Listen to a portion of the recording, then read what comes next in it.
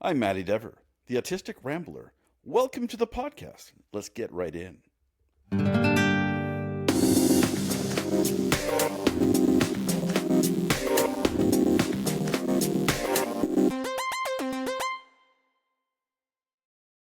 Good morning, everybody, and welcome to Across the Desk. My name is Elizabeth Plouffe, and I am the hostess of Across the Desk. Or host, I don't care. Hostess with the mostess. That makes me sound like one of those little cupcakes in a packet. Well, I'm a. yes, but you ploof up the package. Really? Yeah, well. So, providing the puns this morning, an uncaffeinated Maddy Dever joins us all the way from way out in the Ottawa area, East Carleton Place. Yeah, just outside the valley. Don't try. Yeah. We talked about this. Oh, okay. I'm an accent waiting to happen today.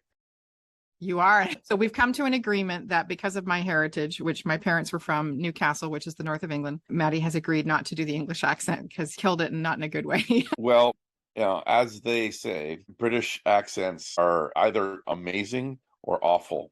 Yes. Or they're somewhere in between. Yeah.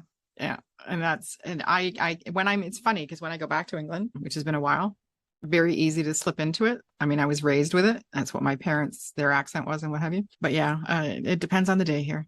So I will say YIMN, which is it's a Geordie. My parents were Geordies. So, but accents, to ease into today's topic, are a form of being creative, which is what we're going to kind of jump into today. And I have had the good fortune to be involved with the Autism Job Club for the last few years, and we just took it over in January. And through that, Marilyn Ellis was a phenomenal advocate for putting together these great conferences that we did. So we did, it's a neurodiverse universe, frame of mind, what was the last one? Higher. And then the pandemic hit and we were kind of like, okay. But within that space, Paulette Goddard, my business partner, is an artist. An actual artist. She does mixed media. She does watercolor. She does not do impressions or voices, but she has many other talents. And we put together an autistic artists marketplace and had the privilege of meeting some really intensely creative and incredibly crafty individuals. And actually, well, if you could see video, which one day I will convince Maddy that video is okay. Today might be the day only because in behind me are two autistic artists. If you get a chance, I might take a still shot or something and maybe Maddy will let me do that. The two birds that you might be able to see are done actually by an Irish artist that I met through Facebook, Sarah Doherty. And she has peculiar badger art and her stuff is unbelievable. My understanding is she's self-taught. It's all digital and the collaboration process was cool. We'll jump into that and then Maddy's going to open his dulcet tones and share with us. But I sent her, so the piece is about my mom who passed away 3 years ago and my friend Julie who died a year and a half ago. And so it was a very intense time and they were two of my favorite people. So the blue jay is actually a picture that I took. And then Sarah and I, through Facebook, she's in Ireland, I'm in Canada, found a cardinal that worked. And then Sarah digitally made it look like a painting. Like, it's crazy cool. And I am thrilled to bits with it. And then she sent me so my thought process is, how is she going to get that to me? Being the old fart that I am. And she put it up in a server. And I downloaded it and boom, chakalaka done. And then I printed it. Like, how crazy is that? I know it's, back in our day, You're younger than me. Quiet. I know, but I still remember when to get anything printed, you had to go to the print shop, the corner store print shop that was sort of sandwiched between two buildings, and 10 or 14 days later you'll get most of your prints unless the whole thing died and stuff. Yeah, so now we can just put things on a stick, go to a place, put it into a computer, boom. Yes. And home printers are so good. I just printed this on my home printer, but I am committed because Sarah did such an amazing job and it's so personal for me. And she added a little treat, which I didn't anticipate. So the blue jay on the left is my mom. The cardinal on the right is Julie. And so Sarah added these really neat details of just like swirly lines and just to add some flow to it. And in the swirl around my mom are my mom's initials, MB. And in the swirl around Julie are her initials, JL. And that, when I saw that, I was just, she was so kind and collaborative and sent me drafts, and then boom, off we go. If you're, and I'm jumping into this part only because if you're listening and you're one of those people who likes to listen and look at the same time, Facebook has an incredible group. That's nice. Wait till you, if he lets me. Are you going to let me share? Yes, sure. Okay, Yeah. So that's super cool. So thank you. So there is a Facebook group, and it's the Autistic Marketplace. I'm a member of it, so I have to go and find it to show you. Peculiar Badger Art is Sarah Doherty, and her stuff is honestly like freaky, blow your mind, crazy good. Autistic. Let me just find it. Sorry, I should have had that up. I was not that bright. Maybe I didn't have my coffee either. Well, while you're looking, one of the things I realized about my child is why we like Disney so much is because we are so used to the term "someday your prince will come" as we are waiting for our pictures to arrive. That was a bit of a stretch, but well done. Thank you. Made by Autistics Marketplace is the group on Facebook. So like I said, if you're like me and you like to do a double duty, so you want to be listening and looking at the same time, I think you have to join the group, but it may take you on a little. And so Maddy has come up with an ingenious, because we have a habit of rabbit holing in a spectacular fashion. And so they went with their child to the Museum of Natural History. No, Museum of Nature. It's just called the Museum of Nature. Okay. And so we have a guest host today named Digit, which is this is going to sound so pornographic. It's a finger rabbit. It's a finger rabbit. It's a finger puppet rabbit? Yeah, it's the hair on my finger. Cookie. Like I had to pause there because it went man, dude, cookie. I got there. So the purpose of Digit is to remind us to get back on track. So what we're talking about today, so we've given you some eye candy to go and take a look at, is the fact that there is this stereotype that autistic individuals are not creative, which drives me.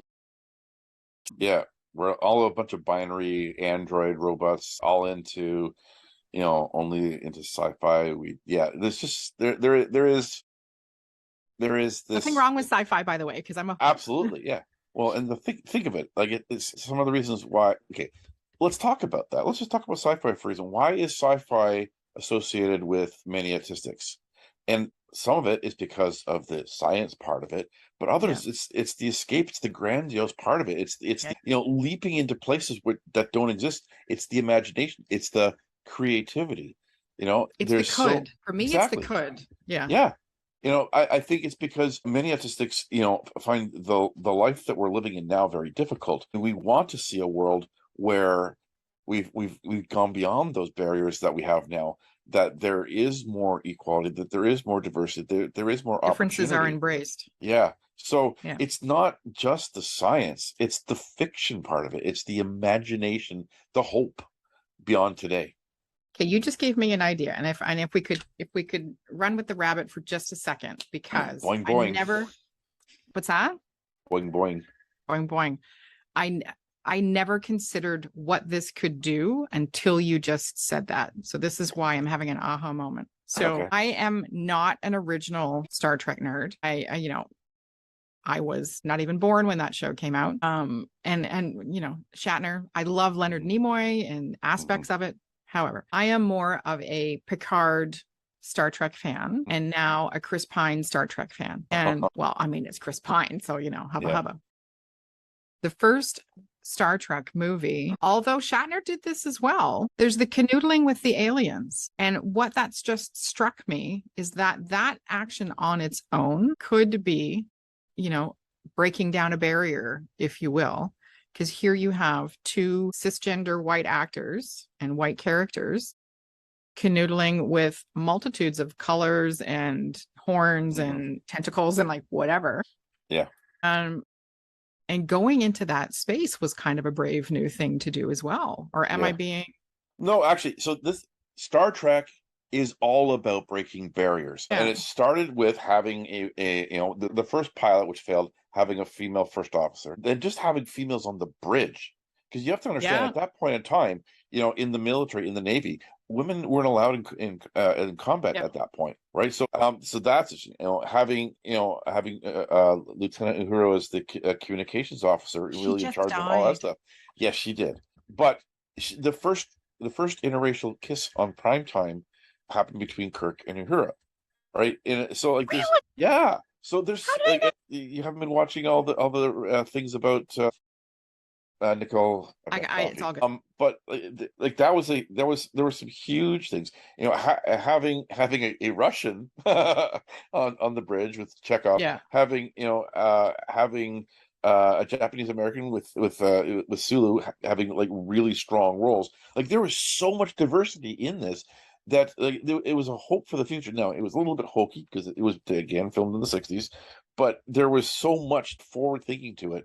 So it was preparing the way for next generation, which just takes that diversity and that hope for the future to another Flew low. generation. I mean, it was You're just yeah. like happy with the But puns today. it's because I haven't finished the first cup of coffee yet. There's just so many new things, first things that were showing. Even the concept of the Vulcans, right? And Spock is half Vulcan, half human, and trying Right. to understand both parts of his history, and that Yeah. really that duality is there. Intersectionality. Yeah, it's there in so much. And all of the shows try to, in Next Generation, we have the worst of the Federation's enemies, the Klingons. Well, we have Worf is Jump ship. now, on Federation, in the Federation is the first Klingon. And like there's this constant move towards, uh, understanding they're not perfect and that we need to better ourselves. And there's when they get too grandiose, they get checked by battle with somebody else that says, okay, we're not where we thought we are, let's just continue to try to move forward. But there's and then we get to Discovery, which my God, which I know is that it's prequel as well, then it becomes an down moves to the future. That's where they start to lose me. No, actually that's where it gets better, actually, because it's doing something different. But anyways, like you have it's that creative process that then influences the ability to influence society. Yeah. Even though it's considered a fictional manner, it's using that creativity to then introduce these ideas in a non-threatening way, right? So when I started watching it, wouldn't have occurred to me that, a white officer kissing a blue alien, like, I'm like, good for you. Like, I hope you're very happy with your mildly blue babies. But I think people taking those chances, Gene Roddenberry in particular back then, opened the door for other forms of creativity. We were coming out of a time, right, with the Second World War and then the Korean War and then, Vietnam and what have you, where Vietnam hadn't happened yet. Vietnam was getting happen. there. Yeah, it's close, but that wasn't there yet. It was coming. Yeah. But the creativity had been opened. We did have trailblazers in Charlie Chaplin and Buster Keaton and what have you.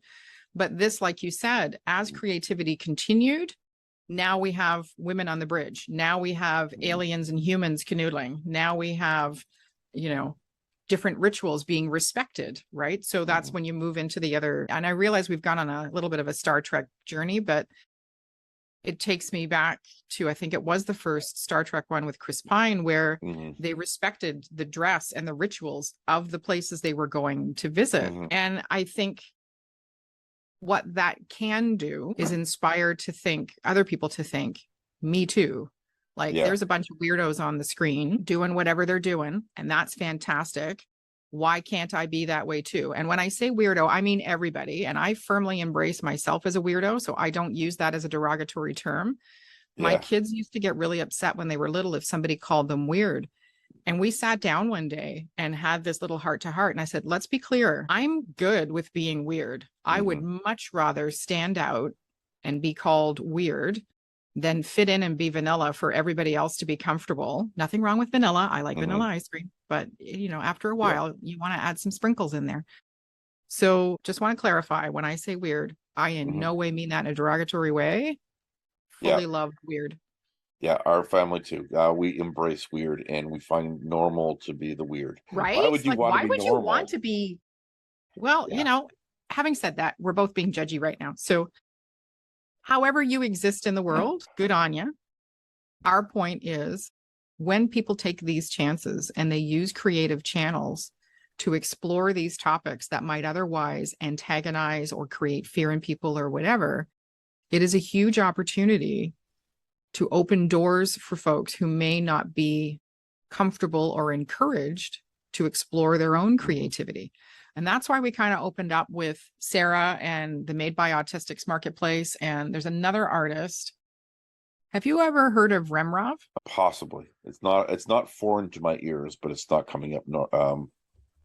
Okay, so Casey Vormer, and he's written a book, is an absolutely phenomenal artist, and it's all pen and paper. Like the stuff that this gentleman does is pretty phenomenal. So Remrov, REMROVS, artwork.com, just unbelievable what he does.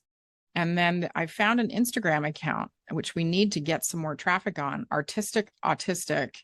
It's a student-run company raising awareness of autism through the art of autistic artist Peter Myers, who I don't know who that is, but I'm going to explore. We now have the opportunity. So Gene Roddenberry had to use the medium that was available to him, which was TV. And then it took a number of years to transition from that medium into movies.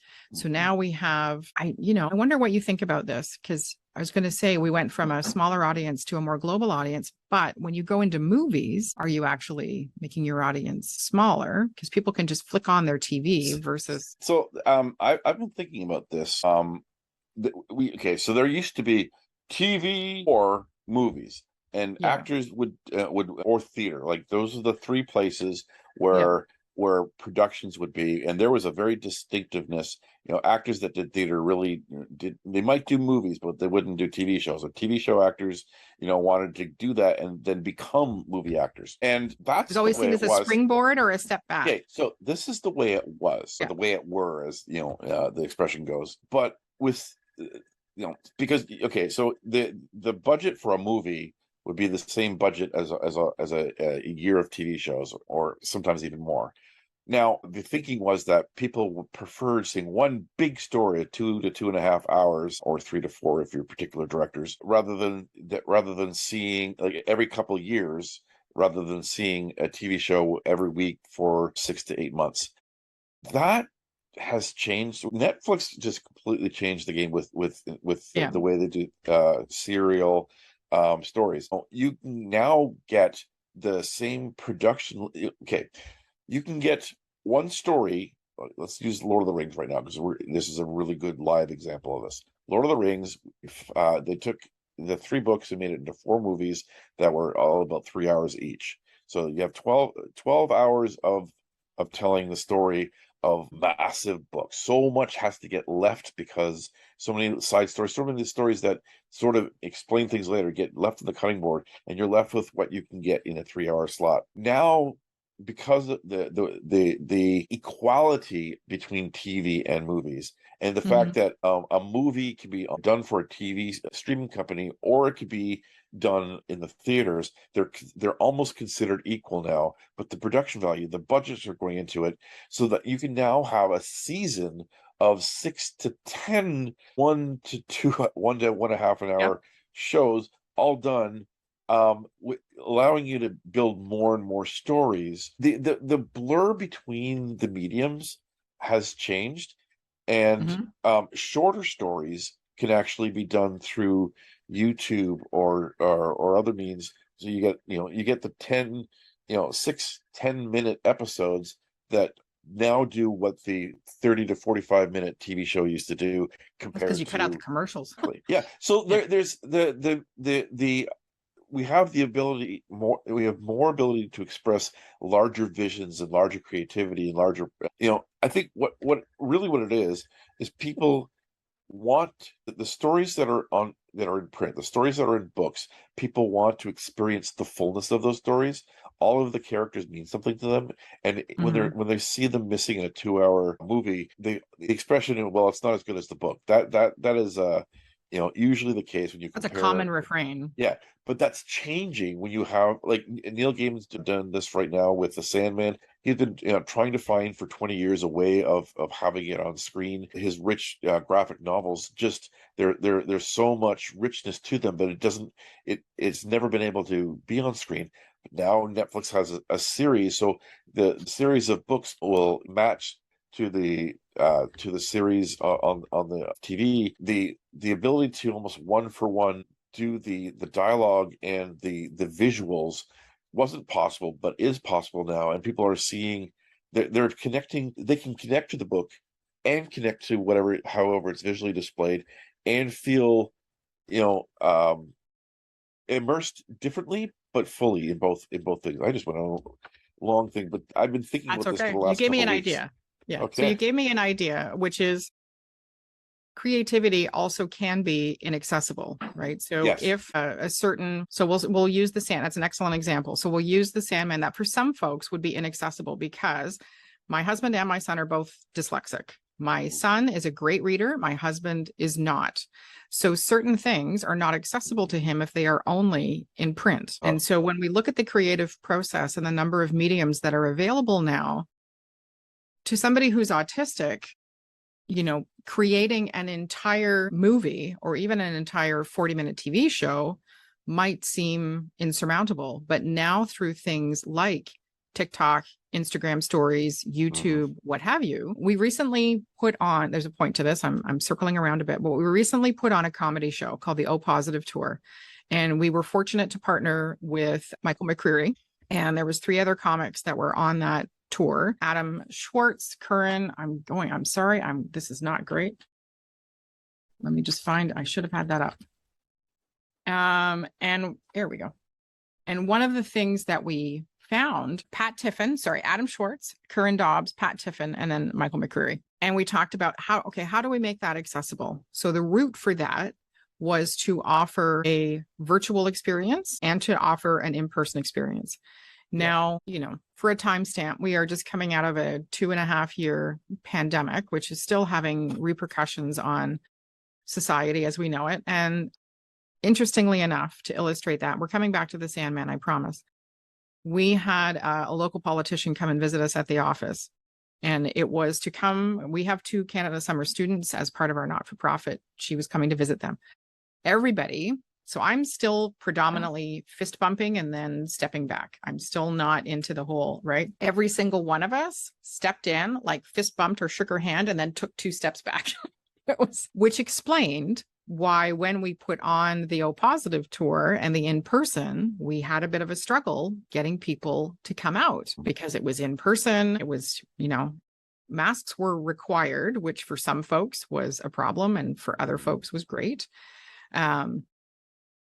The virtual component was another way to make these gentlemen's comedy accessible because they don't allow recording of their comedy routines. Most comedians don't, unless it is specifically a Netflix special or what have you. And what we're learning since the pandemic is how to make a variety of things more accessible, including creativity, right? Sarah, the artist who created my memorial thing for my mom and my friend, without social media, would never have known she existed. Without iPad, she is self-taught and does predominantly digital art as far as I'm aware. I see, though, that she's also moved into some pen and ink or paint and paper. 20 years ago, I would not have been able to get that. Yeah.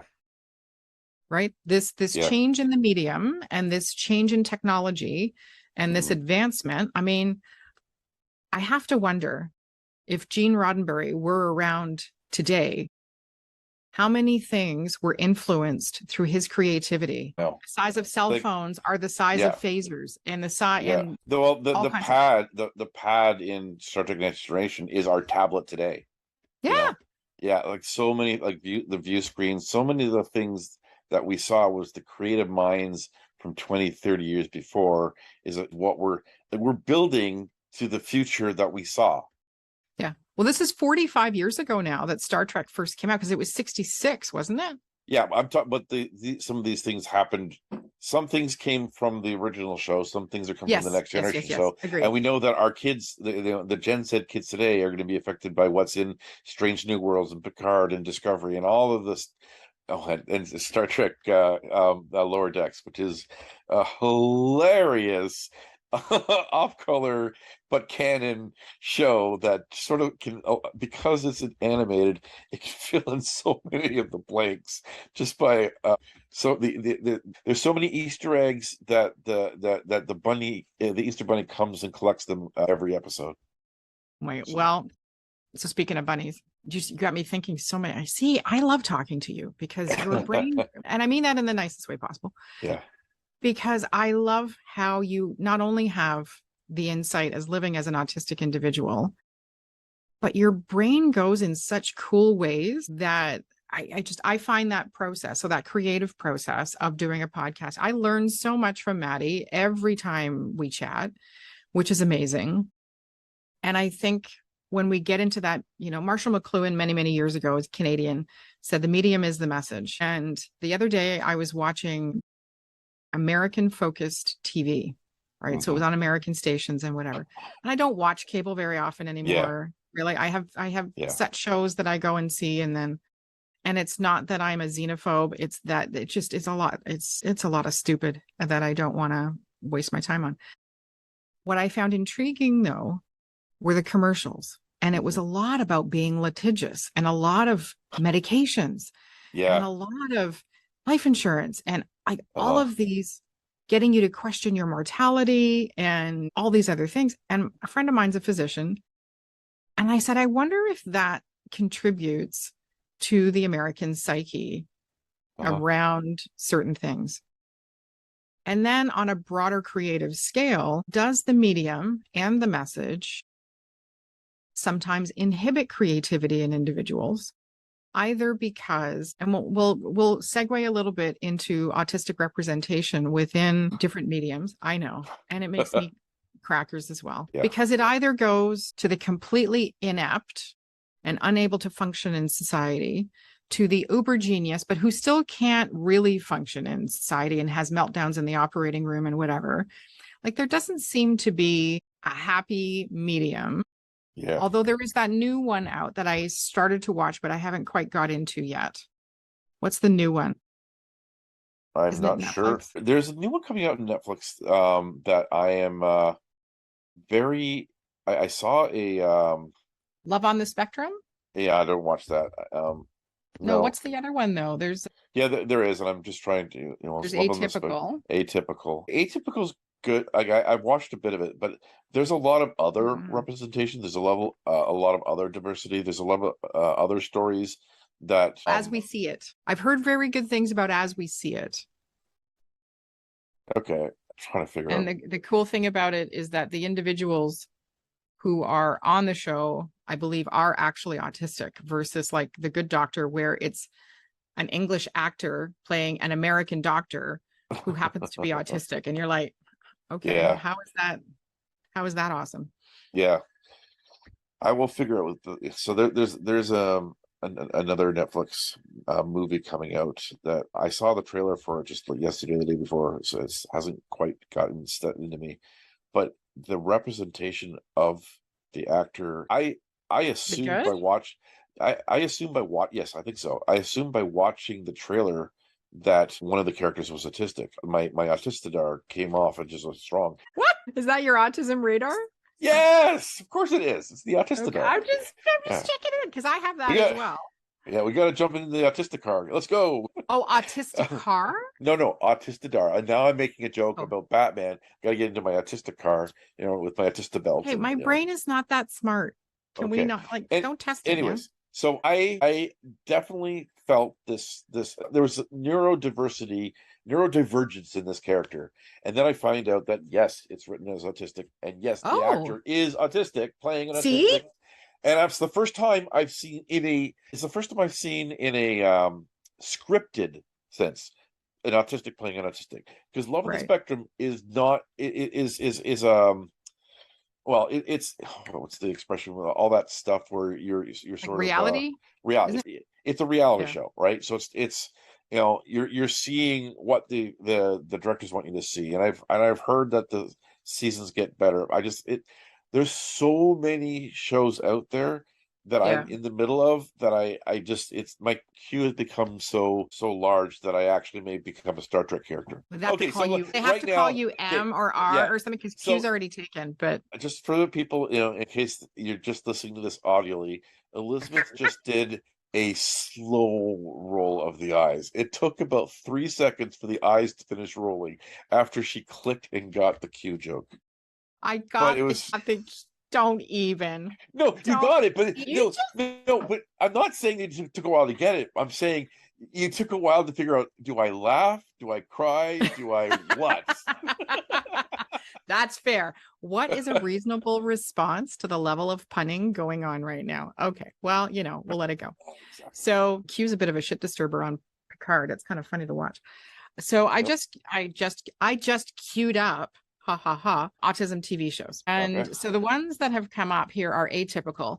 Now here's the struggle that I had with Atypical, which, love me or hate me, this is how it went. My challenge was I have now been the parent of an autistic individual for 24 years. At no point did I develop a drinking problem, cheat on my husband, or engage in other kinds of shenanigans. And Yeah. so as much as, believe me when I say I am in no way trying to up the story or whatever, as much as there's misrepresentation of autistic individuals, there is also misrepresentation of the parents Yeah. who are in there, right? So we're Yeah. either these messes that are drinking to deal with their kid and cheating on their husband and whatever, or we're these mommy dearest hanger whacking nut jobs or uber controlling. Like there just doesn't seem to be, you know what? You get in there, you get to know your kid, you get to know what works for your kid, and then you do the best you can and you keep the drinking to a minimum. You know what? Right? We need to have the realistic show that would be about autistics and their families would it would be this serial of the fight with schools, like the fighting for rights and stuff like that. That's Sweetie, that's that would the be story. a reality show and a half. Like the interview that you just did. Who was on the interview with you? Raven? Are you talking about the one you just did? well, We Are One on MIT. Yeah. Well, actually, all of my children were on that with me. But see, that I believe it did show. I mean, it was a bit of a rosy, right? Because it was playing a board game and ha ha ha. And we all know that that's not reality because trust me, folks, right? I do not live in autistic shoes. So I claim no lived experience for how an autistic individual functions in the world. I barely understand myself, never mind trying to grapple with how my son functions or whatever. I do the best I can. So an accurate I mean, that might be kind of frightening. Well, I mean, there's the good days, the bad days, and the days in between. And then there's life. What we tend to see is the really good day or the really bad day. And those are the representations we see of anybody with disabilities. And it's not just autism, it's any disability. If it's the good day, it really can run the risk of being inspiration porn. And it's all about the people around them, and like, look at amazing this. They're able to do this thing. Wow, we gold stars and everything. And it's not to inspire autistics, it's to inspire the people around them. We can do it. With their help, they did this. And that makes me mental. It doesn't move us forward, really. And then there's the focusing on the negatives, the bad stories, our difficulties, our challenges, and usually those things that they're picking up on are things that are coexisting with other things. It's not the autism, and it's like it just drives us crazy. And 300 days. Here's the thing then: 300 days out of the year, maybe 330. Yeah, it's mundane. Yeah, putting pants on, taking a crap before we do that, heading out the door to do what we got to do. There's 35 days in the year where stuff goes sideways. And you have the amazing accomplishments. For an example, timestamp, my son is doing his last day at Mohawk College for his welding and fabrication program. This is his last day of in-class welding. And why this is significant is Thomas has done this with no accommodations, no real interference from me. I had to get in there on one thing, but other than that, he has managed this entire year on his own with no academic accommodations. He has not disclosed, as far as we disclosed to one person, and that's been it. And not that he shouldn't have or couldn't have or whatever, he chose not to. And when we look at those 300 days of Mundane, most of his time at Mohawk has been the 300 days of Mundane. There have been probably 15 days of, he made a significant choice today that he shared with me that I found really important, which is when he first began at Mohawk in this particular course, he mucked up a test. And this last day was an opportunity to do a redo. And he took the initiative to do that because he wanted to do better, which I'm so proud of him for that. Because a lot of folks just would have said, you know what, last day, I'm done, I've passed, good to go. And so he's part of my inspiration for wanting to talk about creativity in the autism community, because from a very young age, Thomas was extremely creative. He used to memorize movies. He would do the dance, the song, the whatever. He loved building stuff, drawing stuff. You give him a box of Lego and a picture, and he's done. You give him a box of Connects and a picture, and he's done. And then he will riff off of that and do whatever. He draws beautifully. And here's when you were mentioning before about schools and advocating. Okay, so here's a funny. So when he was 9, he got some autistic individuals can be very tactile, and Play-Doh in particular, and plasticine, because it's smooth and it's easy and whatever, right? Enjoyable. He happens to be one of those individuals. Add his layer of creativity on it. I mean, the stuff he's made is phenomenal. So we go into the developmental pediatrician, and she's watching how he grips a pencil. And we're going to, this ties into stereotypes and misconceptions and whatever. And so this is a kid who draws, does clay, does fine clay work, does whatever. But because he can't grip a pencil the way they think he should, and because his writing is a little bit messy, he also is dyslexic. So, add that little layer. They diagnose him with a fine motor visual integration issue. Okay. This is an individual who built to scale a toy store with toys. This is all through plasticine and popsicle sticks and however and it looked really good. So he built T-Rexes the size of my thumb. He built ninjas, jointed ninjas out of staples and plasticine that you could move and pose, and they were to scale perfect. And I'm not the mom that is the rose-colored glasses. Not, Maddie's got rose-colored glasses, but that's nothing. If it sucked, I wouldn't tell you about it. I'm not that nice a mom in that capacity. I'd be like, that's trash. You shouldn't bother. But they were phenomenal. And I'm like, so, riddle me this.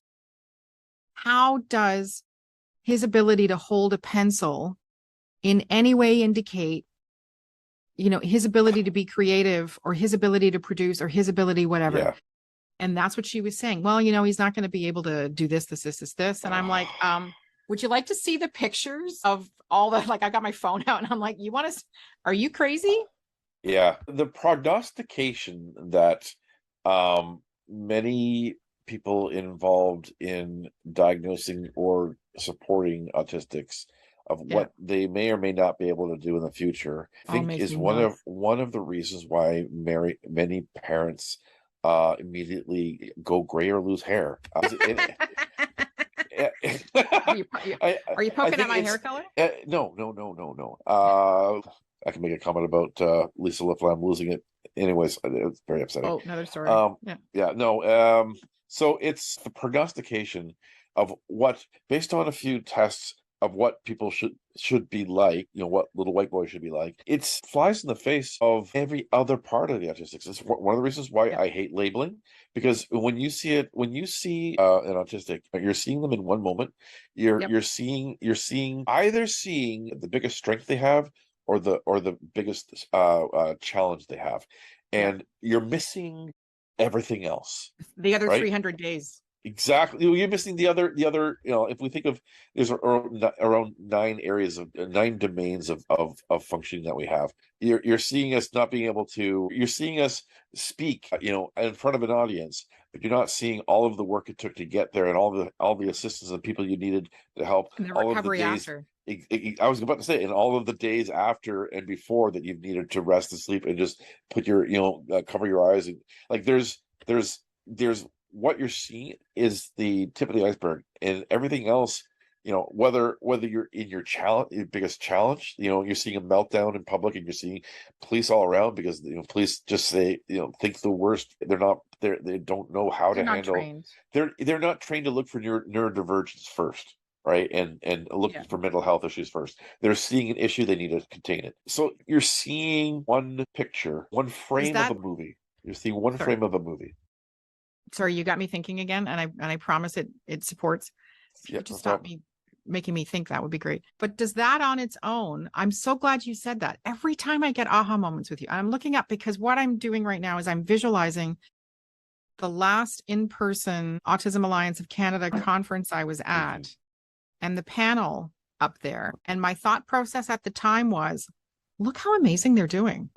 I have hope for my son now. And da, da, da, da, da, da. But Maddy, I did not consider, for one individual, it was obvious that yes, getting up there was a big deal, and getting down was going to take a few days. But for the rest, I was like, well, obviously it's manageable. Obviously. And I didn't even stop to think about the hotel room after they were done, and the couple of hours. And I need to do that. Yeah. If I'm running a conference all day. Yeah, you need to decompress. I think we've talked about it before. And up above me is one of the Spark the Change things that we did. The rest of the team would be like, let's go to the bar and have a whiskey and whatever. And I'd be like, hasta luego. I'll see you in an hour, because I've had to deal with all of your energy and all of your talking and all of your everything. Yeah. I am actually an introvert by nature, which most people are like, what now? Same here. I don't appear that way. Yeah. But speaking in front of 200 people is much less draining for me than speaking in front of one. Wow. Okay. I think, I'm that way now too. I mean, I'm actually, so the difference between an introvert and an extrovert really is, where do you get your strength from? Where do you get recharged from? And it's a strange thing, because a lot of people see people really out there and bubbly and whatnot, and they're surprised to find out that they're introverts. But for me, I get my strength, I get recharged by being by myself, by being in nature, turning all the lights on, going under the covers, and having some time to myself. I prefer to be around one really close person, or 3 or 4 or 5, people that I'm somewhat close to. But you go beyond that, in between the 5 and the 200. Oh my gosh, that's where it's hard for me. If we're the first people in a restaurant and we're just having our lunch, I can handle the discussion and the hum of 5 people. But as more people come in, you get the 10, the 20, the 30. The sheer noise level is part of it. And I think that noise level, that sensory overload, it gets to a point where I can handle it, and then there's a wall, and I can't. I have to leave. I have to get out. Like between my really good hearing and my ADHD, the challenge for me is that I've discovered this with chatting with a neighbor of mine, that I'm, what was I doing? I went to vacuum the car or something. I said, oh, sorry. Like because to me, that would be disturbing, because I hear it way better and I never put that together, that what I'm doing isn't disturbing the neighbors nearly as much as what they're doing is disturbing me, because they literally don't hear. We have a neighbor who seems to be some kind of umbilical cord symbiotic relationship with their leaf blower. And I just want to smash it to pieces, because it is at a pitch where, for my hearing, makes me banana pants, right? Whereas everybody else is just like, yeah, it's annoying. It's a little mosquito. And I'm like, no, it is a mosquito the size of a B-52 drilling into my house. Big it is. It's a mosquito that's latched on, and it's just sucking the lifeblood out of you. Yeah. So, But I wonder now, when we look at the individuals like Remrov, like Sarah Doherty, like the Autistics Marketplace and whatever, and I try not to engage too much in the commentary section because I'm neurotypical and because I don't want anybody to ever, like, I'm not trying to intervene. I would love, and I'm still hoping to go to an Indigenous powwow because I have the utmost respect for that culture and for those traditions, and the fact that over thousands of years, they are still celebrating in such incredibly creative and beautiful ways. And it's not that I want to interfere or, bring the white to the party. It's that I just have so much respect for what they do and their level of creativity. Like, we went to an Indigenous Christmas market. It was in the pandemic, and the workmanship, there was this one lady that was there who does fine bead workmanship.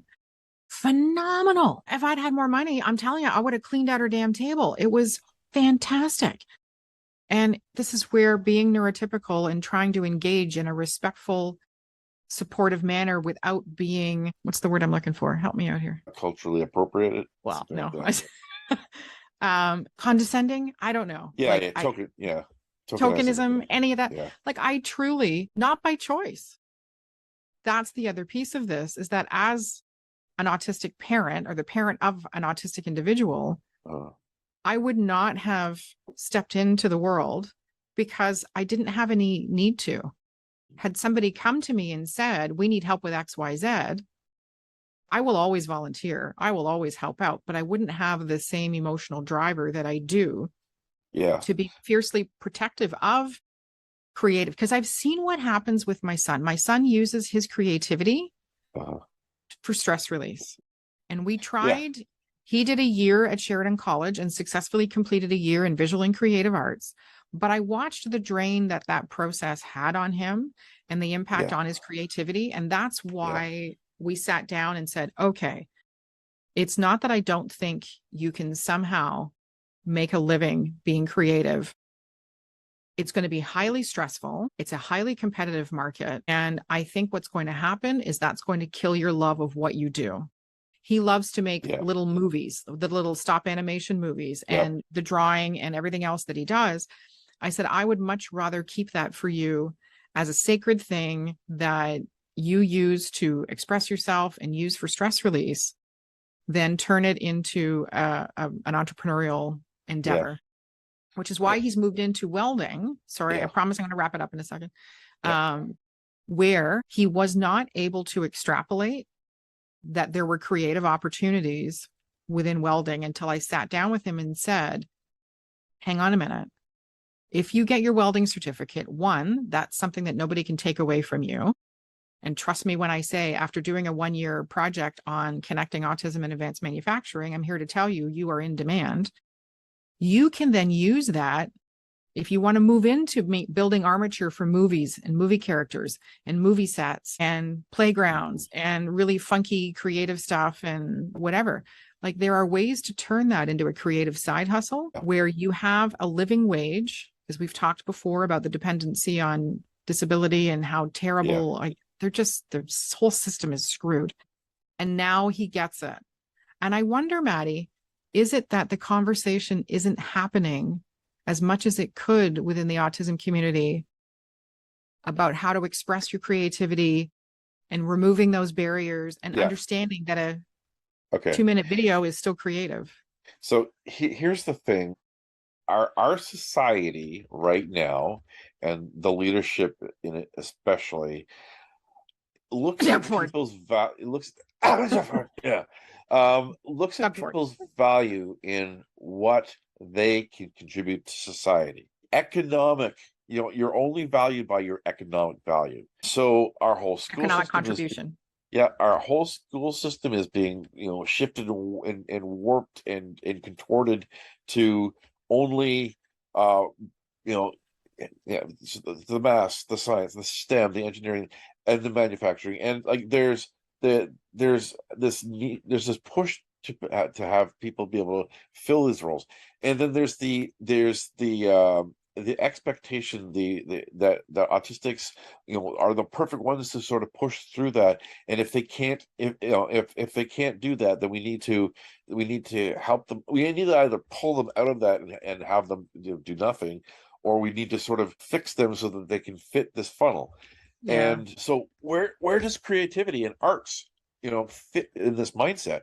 It's not prioritized. The funding for that is cut. You don't encourage autistics. All of the social groups and things like that are, they're not designed to help you with the creative. They're designed to help you, go back into this funnel path so that you can, behave properly and then learn things and then be part of this. Ours does not do that.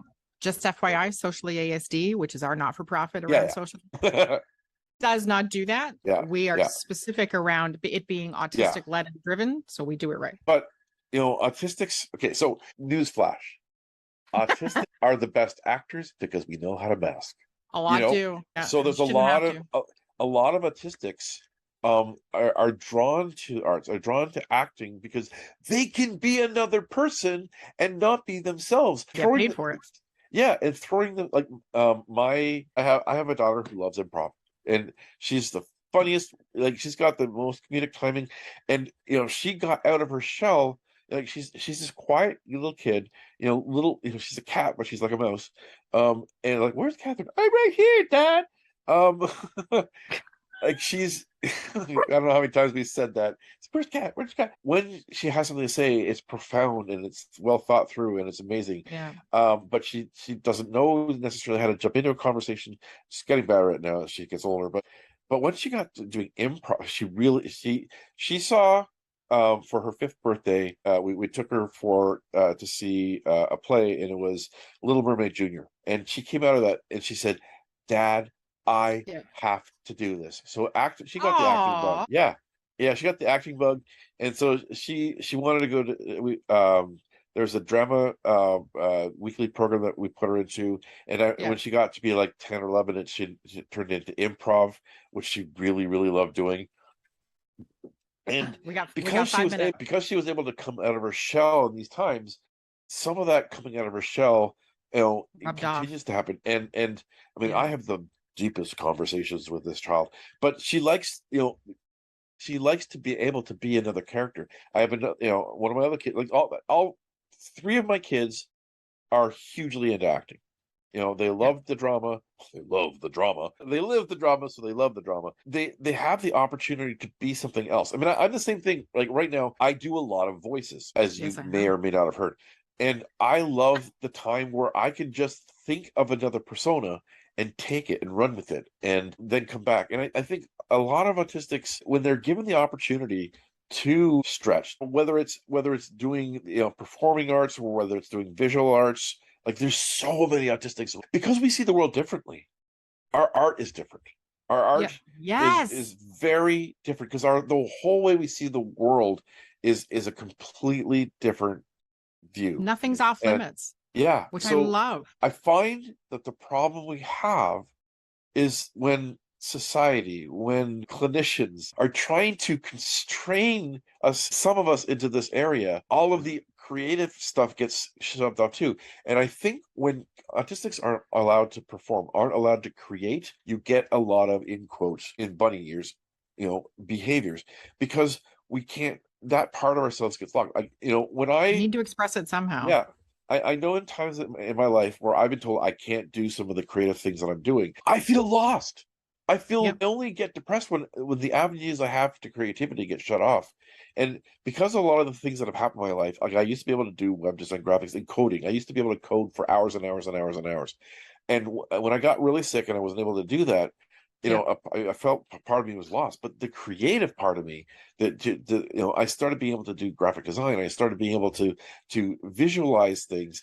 The creativity side of me came in and compensated for the fact that tech part of me physically was a problem. Lost. And when that creativity part of me is constrained now, it's like I'm suffocated. And I think all of my kids feel the same way. Well, so we have to. You're giving me more ideas. Damn you. Woo-hoo. I put my son into a theater and creative arts This was when he was much younger and we had less awareness of his ADHD and some other things. But Thomas is a born performer. His totally forgot about that, Maddy, until you said that. Not like when he was 2, Miss Mary, who was my children's nursery school teacher, and she also recently passed away, looked at me and she said, he's going to be the next Jim Carrey because he's a very physical, loves to make people laugh. And we are missing that for him right now. Yeah. And I am fortunate to be connected in a way to somebody who can get him into improv, and he would do amazing in that. He's a tall, good looking guy, right? So he's like 6 foot tall, red hair. Yeah. He's unique looking in that capacity as well, but he's very expressive in his face. Like he's rubber faced like Jim Carrey is. And we have been missing that. You are a freaking genius. Like Wile E. Coyote. Or Muse. You're like Xanadu. You're my Xanadu. Can I call you Xanadu? I love Xanadu. Oh my God. I have such a connection to that movie that I saw like 1 or 2 times. Oh yeah. I just got goosebumps. I literally, you can't I've see never them, heard anybody but I say have Xanadu. There's a thing. Yeah. Okay, we got to wrap up because So I gotta go. One thing I want you to do when your son gets his diploma, I want you to go to him and say, "Congratulations, well done." How about I get you to record that and I will play it for him and Okay. he will be thrilled to bits and pieces. All right. But I will. He still has a couple of more courses. We had some FUBAR with his registration, but I am proud of him and I see what he's doing.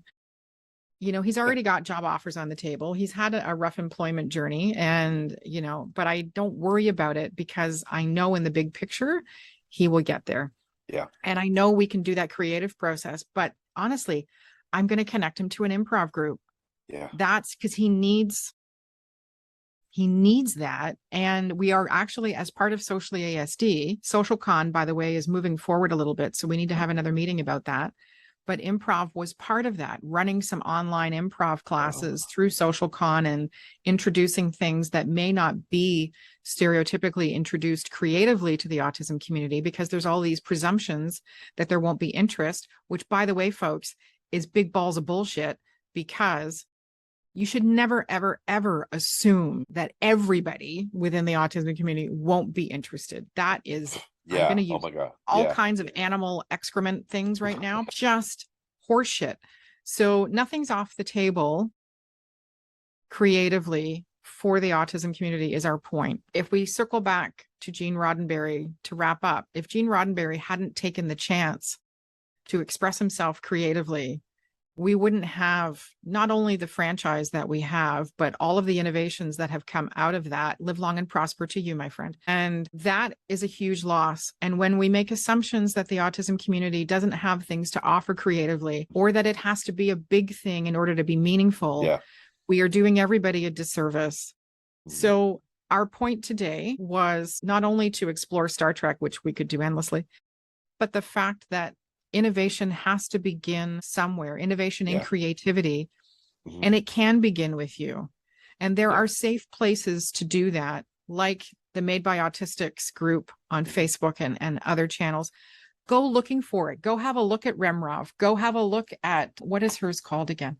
There's also, like, James Durbin is a successful singer who's, I think he's autistic and Tourette's. There's Spectrum Productions in Montreal that just that does productions with autistic. So the creativity, the behind the scenes, it marries the tech and the creative. There's the O Positive tour that we help put on. I want to provide a whole bunch of stuff before we wrap up, but go check out James Durbin. Go check out the Made by, what do we got going on here? People are messaging me. Peculiar Badger Art, Remrov's portfolio, the Autistics. Like, if you go and check them out and support Truck franchise, like, who knows what can come out of that. And if you are, as Maddy pointed out at the very beginning, one of those individuals who's in a supportive role, there are some habits my son has that I'm not a huge fan of, but anything to do with art, I will get him whatever he wants anytime. He has more art books and plasticine and like whatever medium he's working in at that moment. And I'll support that 100%, whatever he does with it. And he comes down sometimes, I'm going to have to get some pictures of his art and share, because it keeps his brain active. It keeps his hands active. It keeps him out of his head, keeps him creative. Let kids doodle. let them do whatever they're not paying attention. One of the I taught a Sunday school to grade 6 and 7 kids. There was this one kid that didn't look like she was paying attention at all. She was just doing her thing. And at one point, I asked a question and nobody got it, and she just piped up. And I realized at that moment she was fully connecting, but she was doing it in a different way. And well, doodling important. is processing, right? Exactly. It's a distractive processing that allows your brain. I sometimes Paulette's a great doodler.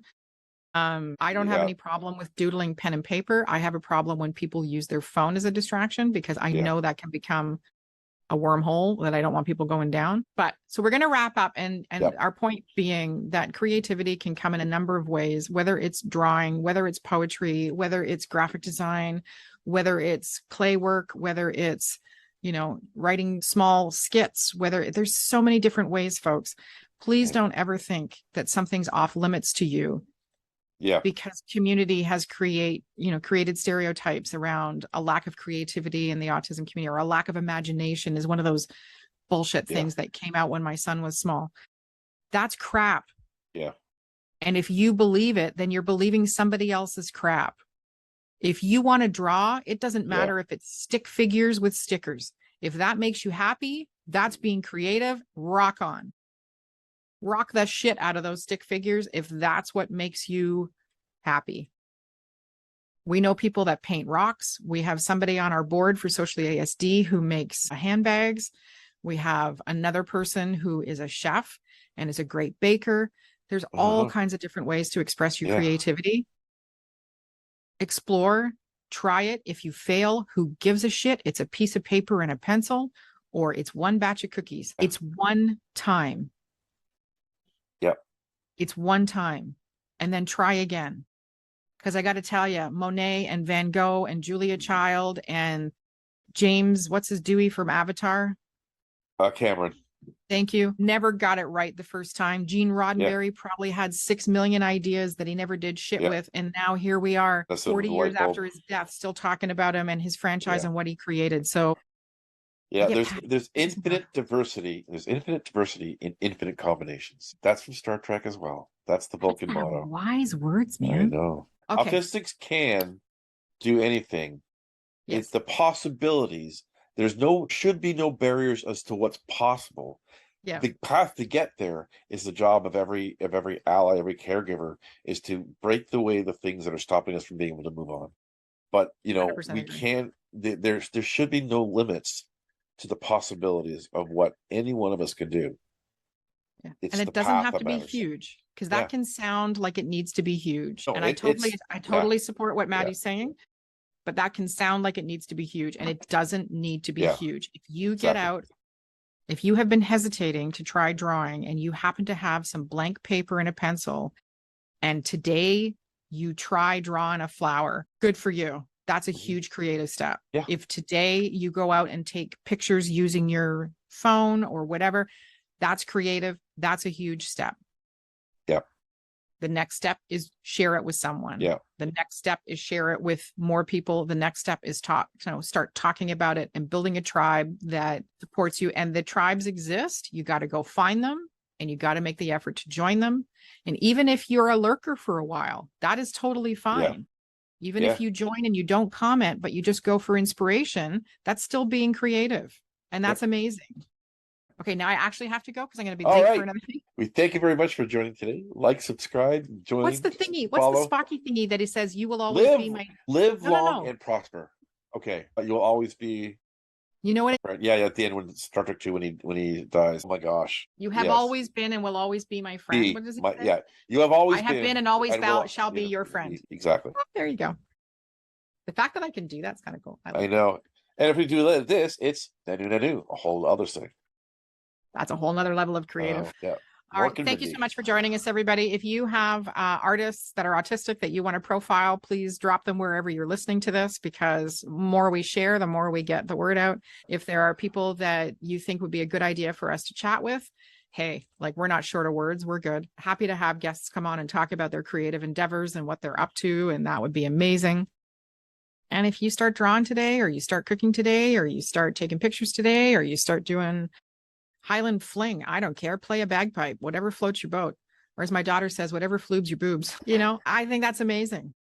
I'm a cake decorator. I'm a gardener. I'm a photographer. I'm a reader. I'm a writer. And I do all of those on the 300 days of the year that I'm not trying to kill my kid or somebody else for trying to get in his way. So you got a lot of days. Take advantage of them. Yep. It's been fun.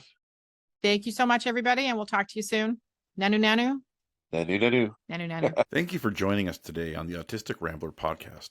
Please visit us on social media on Facebook and Instagram at Autistic Rambler, or visit our website, autisticrambler.com, to read, listen, and watch more from Maddy Dever.